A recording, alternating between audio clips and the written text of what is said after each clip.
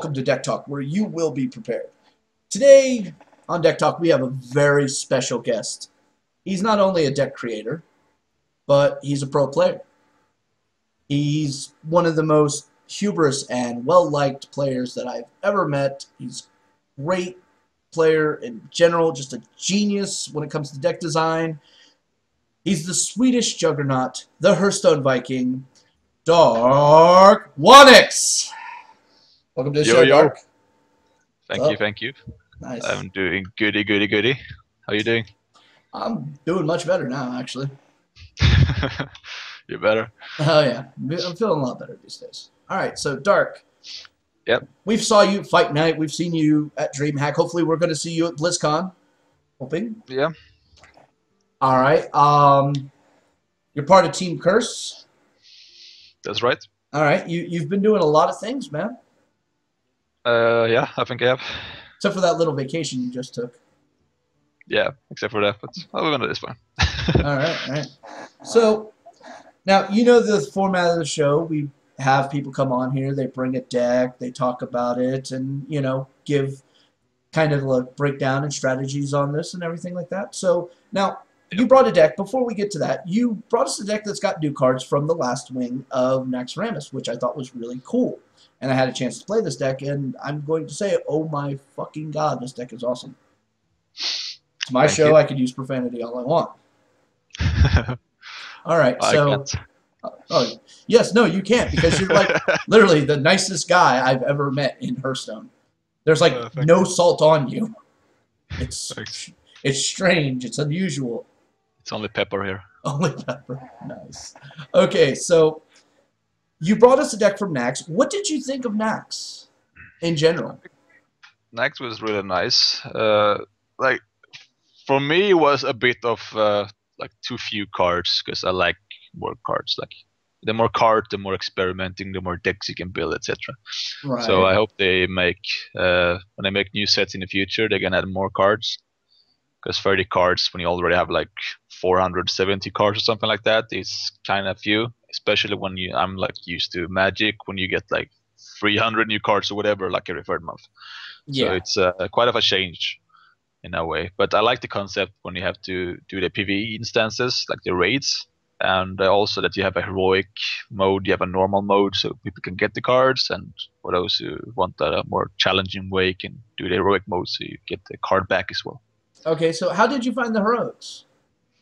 There were some of them were kind of easy, and some of them were really hard. Mm-hmm.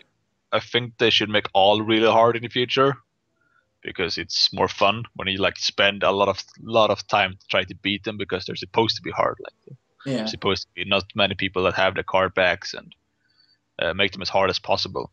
What I find interesting, however, is like the engine isn't always the best for the computer in Hearthstone. Like as we recently find out, there's a lot of bots on the ladder, and those bots are much better than the actually Hearthstone computer is.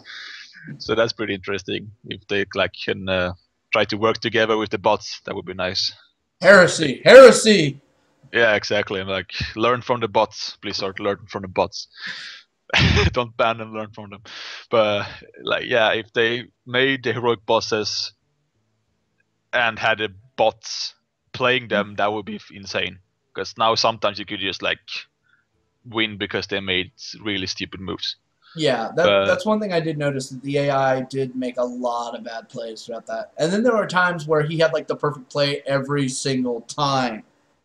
Yeah, exactly. Like sometimes you have lethal and they don't clear your board, instead they go face. I'm like, what? And you just kill them. Like some plays like that happen sometimes. Oh yeah. So now we're gonna get on to this deck, and like I said, this deck is amazing. I got a chance to play it for a bit. I recorded this. It will be attached in the description of this video down below. And it's definitely worth checking out. And I love this deck. I was a little sketchy when I took a look at it. I was like, all right, well, let me give it a try. And literally 30 minutes later, hey, I just made 20 gold. Did not lose. And I picked it up this morning, played it again, like another 3 matches. Like, I like this. So let's get to the deck now, shall we? All right. Yeah, sure. Now, you have a very interesting list here. Why don't you break this down for us? Tell everybody about it.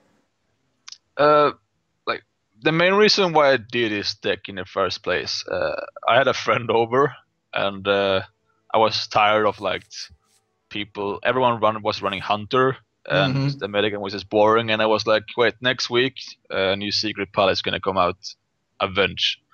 So I thought like, okay, let's make a Secret Paladin deck the week before it actually comes out. So like everyone won't be playing this like next week. So I'm actually making a really really bad Paladin deck. I thought just for funsies, like everyone, I want to try this like Paladin, this mad scientist with secrets like in all classes. I tried like Mage, I tried Hunter, Oh and yeah. then I was like Paladin. Wait, what? Does that actually work?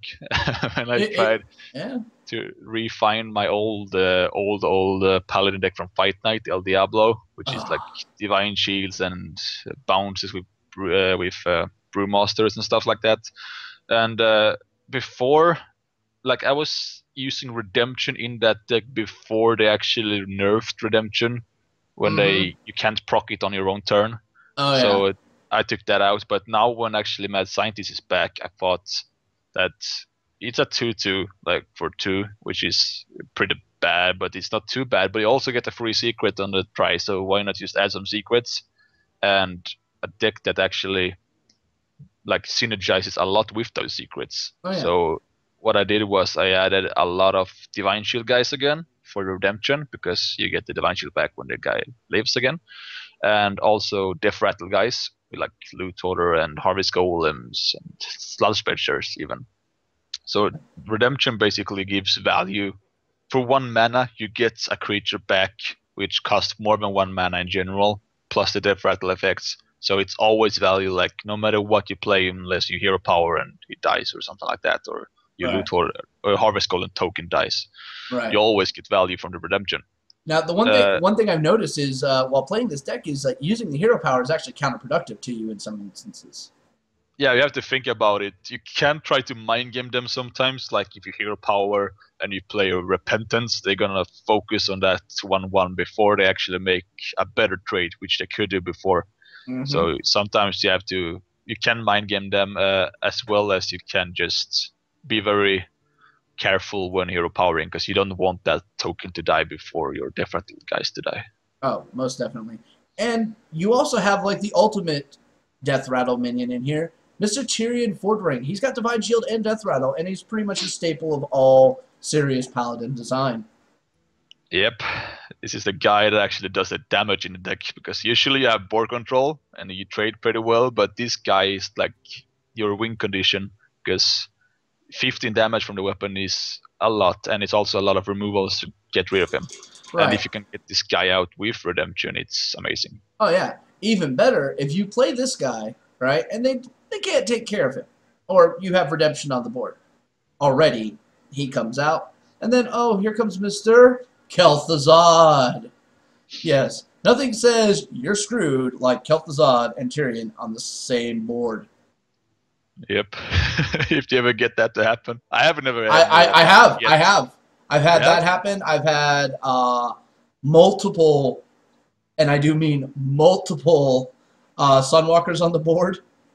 I've had a Okay. slew of Sludge Belchers on the board. It's just amazing. So Yeah. amazing. It's disgusting. But I mean, just the synergy that this deck has, especially with Kel'Thuzad, I find is really innovative. It's something we're not used to seeing, and I think because of that, it's going to do really well for a bit because Yeah. nobody knows how to play against this right now. And that surprise factor, as much as people like to play that down, is really an important thing. Yep. So, all right. So now let's talk about a couple of the matchups and how well this fares and what you should be looking for in your mulligan. All right. So let's start Yeah. out with Hunter mid-range, since that's replaced the Warlock aggro-ish decks in Yeah. popularity. That matchup, just you never want to keep any secret on your hand early on. That's what I noticed when playing this deck, Mm-hmm. because you want to have the value for Redemption as much as you can. Like you'd rather have a Sunwalker or a Sludge Belcher than, let's say, a Loot Hoarder and a Haunted Creeper. So you always like try to mulligan your secrets away, because you want the Mad Scientist instead. That's a free secret. Like you don't lose a card on it. Plus, you And also you got to also worry about the flare. exactly that's the problem with hunters, like if they flare. But normally hunters, when they play a paladin, they just flare turn one if they have flare. They don't Yeah. keep flare because who plays secrets? Like, well, come on, that sucks. Oh, come on. Paladin So secrets have been long since believed to be the worst secrets in the game. exactly, so like they will 80% times just flare early on. And that's one of the part of the mind games in this deck, because they don't expect what's about to happen. Mm-hmm. Like they blow all their stuffs early on, so they don't have them later. But you want like 2 and 3 drops in this deck against a mid-range hunter. You'd rather have like Hunter Creeper, Loot Hoarder, Mad Scientist, Harvest Golem, Skull Crusader, so all those drops. Peacekeepers are meh. I'm not sure I would keep them unless I didn't tell. If I had like a really bad hand, I might keep them. So I make sure that I actually have a free drop to play. Right, right. Now let's talk about board states here. Because this is Hunter and Unleash the Hounds is an actual threat, how many minions are you trying to always keep on the board or never to exceed? I try to never exceed 4. Or like never exceed 3 actually. Like 3 is the maximum of creatures you want on the board against the hunter. Unless you have like recruits or something like hero powers, you actually need some kind of firepower on the board. But usually 3 minions on the board, so you can like have 2 minions, buff them with Argus or something. And like sure, Unleash and Buzzard is gonna be great with 3 minions as well. But you can't really play around that. You just have to hope that they don't have the combo for that, because Right. you can't. You need to kill them eventually. You can't just stall them forever. Okay. All right. Now let's go to another class that I know you know extremely well, Warrior. Yep. Okay, so we've seen like 2 variants of Warriors popping out after Nax now. We've got obviously the new control, which is disgusting. Thank you, Mr. Unstable Ghoul and Deathbite. And we've also seen like a revamping of Enraged decks. Again, thank you, Unstable Ghoul and Deathbite. So now, That's really cool. how's this deck going to handle against those? I'm mostly faced control warriors Right. lately. Faced like maybe out of let's say like 30 warriors or 25 warriors, like they have been 95% control. And it fares like pretty equalish, I would say, like 50-50 against a good warrior with this deck. Just because of death bites can be a bitch against this deck, because you can sweep this 1/1s and all that, the tokens with death bites and redemption can proc on them. And so you'd rather like try to play very carefully, or just try to rush them down with this deck. Like you can't stall them forever, but you can try to now make some nice tempo gain with a lot of minions. Just try to build a quick board and try to remain your board control with Argus, with redemption, and just try to make them use their hard removals on your small minions, because they don't expect those big minions to come into play later on. Like if you play Loot Hoarder and Haunted Creeper, like they won't expect Sunwalkers usually. They won't expect Tyrion and Kel'Thuzad like in those deck, Sludge Belchers. So I usually like force execute some of my smaller guys because I have tempo gain.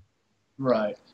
And you also always want to keep looking for true silvers in this matchup, because true silver is the key against warrior, because most of the guys have 4 health, or Armorsmith has 4 health. If they have frothing, it has 4 health. It kills acolytes, it kills the ghoul, it kills like most of his stuffs before 5 drops sludge belters. And also try to maximize the value of your secrets against a warrior. You can't play redemption before like turn 5 usually, because you need redemption on either sludge, sunwalkers, or Tyrion. That's how you're gonna win this matchup. Get the value of the secrets, and also your repentance. You want to keep the repentance until turn 8 or 9, because that's when they're gonna drop Rag or Alexstrasza or Grommash, and it's gonna be a misery if it has 1 health for them. Yes. Now, I played against the Freeze Mage, who threw out Alexstrasza, caught him with the Repentance, and then threw out our Peacekeeper on top of him. Yeah, I would. Wisp? Wisp Straxta. with Stracta. I was definitely rubbing it in, and then I taunted up and had True Silver already on and healed myself back up, and the mage couldn't do nothing. It was brilliant. I loved it. All right, That's when so they that's when they play one copy of Johto and just silence that Extrasa back up to 8/8. oh, that would so suck. That would have so blown me Woot away. woot. All right, so speaking of Mage, Yep. Mage has become extremely popular now. Duplicate, secret-based decks. So, what's your experience with those? I faced some early on. I think it was last week. But Mm-hmm. after that, they kind of stopped playing. I don't know why. Like maybe it wasn't as consistent as people thought. And Andrea, wait, my fucking alarm went on. Okay. But against mages, you should be pretty fine because they usually have Mirror Entity as a secret, and you can just play like a small minion like Hunter Creeper, Loot Hoarder, or Mad Scientist, like something like that to proc that one out. And you can easily get value out of with Argus. And your minions are usually stronger than his minions. Like he has like a 3-drop Kirintor Mage, and you have a 3-drop Scholar Crusader. So you can like your Scholar Crusader is gonna beat that mage pretty easily. Right. And And and in that fight right there between Karen Tor and Scarlet Crusader, yeah, Scarlet Crusader wins, and then on the Mage's turn, he's going to have to automatically waste 2 mana to deal with the 3/1. So it serves a multiple function right there.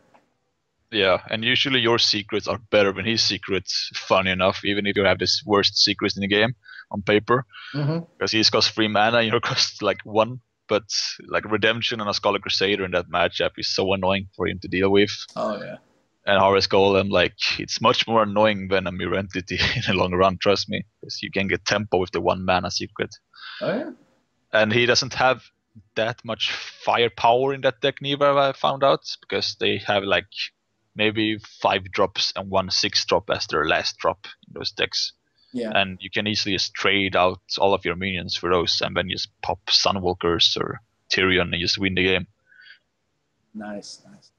All right, and the last class we're going to cover, and this one's going to be a slightly odd one, but Shaman. We've been seeing a lot of interesting developments with Shaman. Reincarnate has changed a lot of things. Now, Kel'Thuzad's in the game, Baron Rivendare. I mean, you know somebody's going to try it and might actually become successful here. So, how's this deck going to fare against Shamans? Because they got a lot of really nasty things in there to really ruin your day. Yeah, Shaman's like I've been playing some Shaman as well lately, and it's really, really strong, especially with all those like new cards that are coming out. So they can like snowball a lot with eggs and all those cards. But luckily, this deck doesn't really have a problem with the new kind of Shaman. If you play, like, let's say, Baron Rivendare and I don't know, like Feuden and Stalag, all those cards, like you still have equality in when they play those big guys. And Shamans loves to flood the board, so just keep your Consecrate for the Wolves plus some more units or whatever, and you're gonna do pretty fine because the worst card, like Earthshock, is a bitch in this matchup, especially against like Scholar Crusader and guys like that. So Earthshock is pretty annoying, but once they have wasted all those, like once they have wasted all the spells, you can easily get the tempo actually against against the Shaman with this deck.